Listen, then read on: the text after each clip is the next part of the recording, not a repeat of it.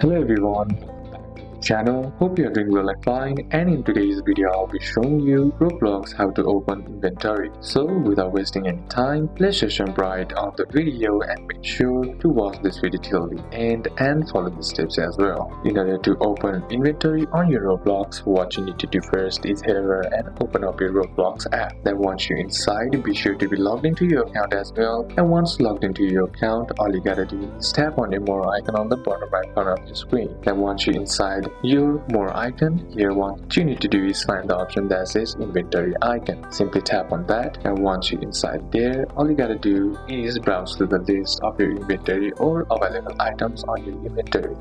You can also simply tap on the selected item and then tap on this three dot icon right next to it on the bottom left corner of your screen, and here you can either customize, favorite as well, and share the selected item as well. And if the item is available for sale, then you can also sell the items for some Roblox as well. So these are a couple of steps that you can apply, and that's it for today's video guys. Hope this video was useful to you. Leave a like if you did, comment down any questions that you have, and see you soon on the next one.